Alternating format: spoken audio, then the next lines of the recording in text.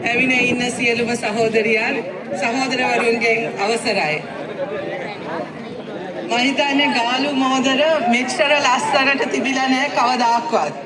බලන්නකෝ කොච්චර ලස්සනද. හරිම ලස්සනයි, හරිම ආඩම්බරයි මේ වේදිකාව මත ඉඳගෙන මෙහෙම ඔබ සියලු දෙනාම අමතන්න ලැබීම මම හිතන්නේ මගේ වාසනාවක්, මගේ භාග්‍යයක් හැටියට මම සලකනවා. ඔබට මතක ඇති අවුරුද්දකට කලින් 2024 අපි මැයි දිනය ටවුන් හෝල් එකේ ඒ අවස්ථාවේ සමරනකොට අනුර සහෝදරයා කිව්වා 2025 මැයි දින සමරන්නේ අපේ ආණ්ඩුව යටතේ කියලා.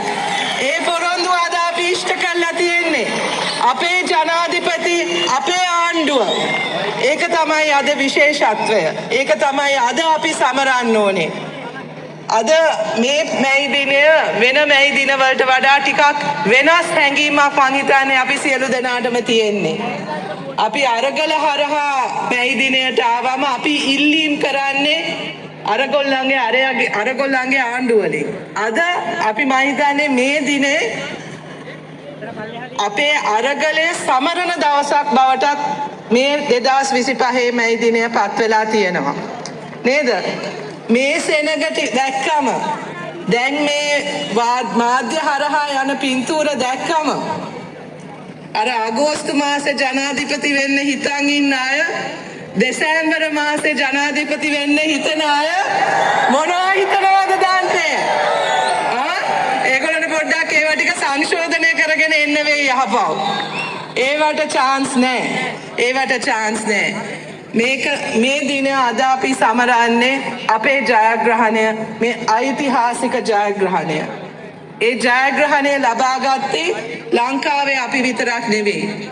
මම හිතන්නේ ලංකාව තුලත් ලෝකේ ඕනම තැනක ඕනම රටක ඉන්න ප්‍රගතිශීලී වාමාංශික කෙනෙක් අද මේ දින අපි දිහා බලන් ඉන්නේ විශාල බලාපොරොත්තුත් එක්ක. ඒ නිසා තමයි අද අපේ වේදිකාව මෙහෙම පිරීලා තියෙන්නේ. ඇත්තටම ජාත්‍යන්තර කම්කරු දිනය හැටියට අපි මේ වේදිකාව අද පවත්වනකොට මුළු ලෝකෙම අවධානය අපි දිනාගෙන තියෙනවා.